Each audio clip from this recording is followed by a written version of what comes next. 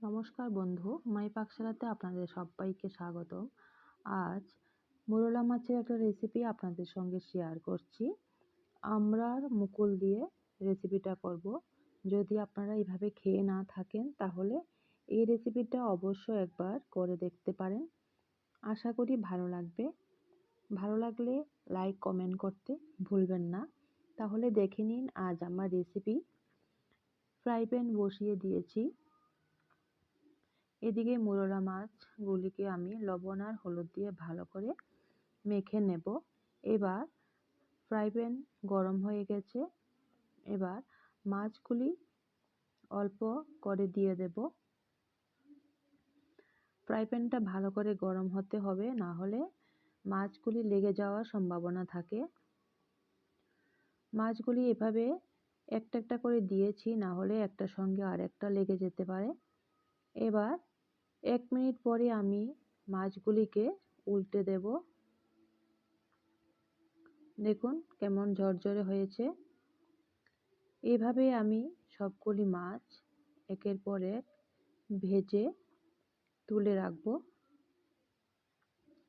মোরলা মাছে দিয়ে আমরা মুকুলের রেসিপিটা একবার অন্তত খেয়ে দেখবেন। খেতে টক লাগে, ভালো লাগে খেতে। এবার সবগুলি মাছ এভাবে আমি ফ্রাই প্যানে দিয়ে মাছগুলিকে ভেজে তুলে রাখলাম। রেসিপির জন্য আমি একটা মশলা তৈরি করে রাখবো। পেঁয়াজ, কাঁচা লঙ্কা দিয়ে একটা মশলা তৈরি করে রেখেছি। এদিকে ফ্রাই প্যান বসিয়ে দিয়েছি, আবারও তেল দিয়ে দেব। তেল গরম হলে প্রথমে আমি দেখুন এইগুলি হলো আমড়ার মুকুল, এগুলিকে ধুয়ে পরিষ্কার করে রেখেছি। ফ্রাই প্যান বসিয়ে তারপর এখানে পেঁয়াজ কুচি দিয়েছি।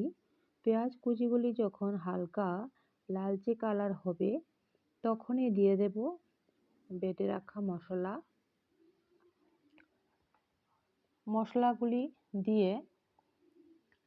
মশলা দিয়ে তারপরে গুঁড়ো মশলা দেব। গুঁড়ো মশলার মধ্যে যা দিতে হয়, যেমন হলুদের গুঁড়ো, ধনে গুঁড়ো দিয়েছি 1/2 চামচ, জিরের গুঁড়ো দিয়েছি 1/2 চামচ, আর লাল লঙ্কার গুঁড়ো দিয়েছি 1/2 চামচ।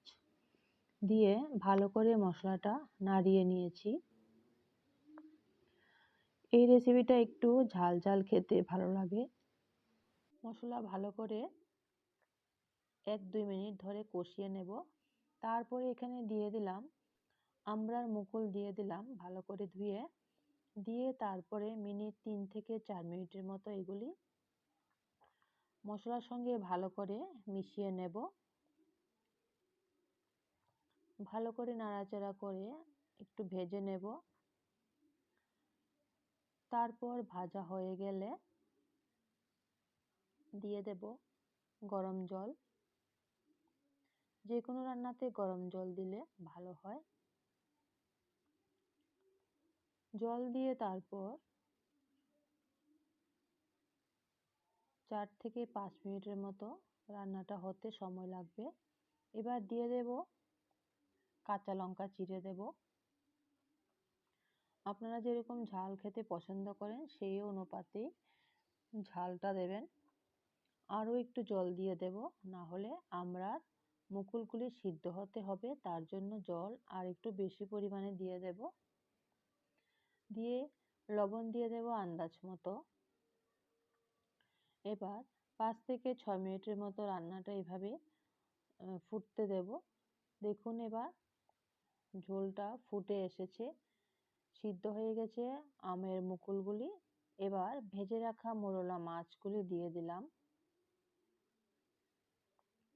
দিয়ে আরও 2 থেকে 3 মিনিটের মতো এভাবে রাখবো।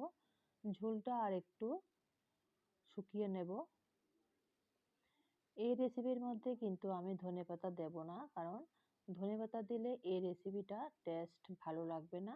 এই রেসিপিটা অবশ্য আপনারা খেয়ে দেখবেন, ভালো লাগবে। যারা খেয়েছেন তারা তো বুঝতেই পারছেন কেমন লাগে। যারা এখনো আমরা মুকুল দিয়ে এই রেসিপি খাননি তারা অবশ্যই এই রেসিপিটা খেয়ে দেখবেন। আশা করি ভালো লাগবে। ভালো লাগলে লাইক কমেন্ট করতে ভুলবেন না। সবাইকে ধন্যবাদ জানিয়ে আজ আমার ভিডিওটা এখানেই শেষ করছি। দেখুন মাছের ঝোলটা শুকিয়ে নিয়েছি। এই রেসিপিটা অন্তত একবার খেয়ে দেখবেন। নতুন বন্ধু যারা আছেন আমার চ্যানেলটাকে এখনও সাবস্ক্রাইব করা হয়নি, তাদের কাছে অনুরোধ রইল আমার চ্যানেলটাকে সাবস্ক্রাইব করে আমার পাশে থাকার জন্য। সুস্থ থাকবেন, ভালো থাকবেন।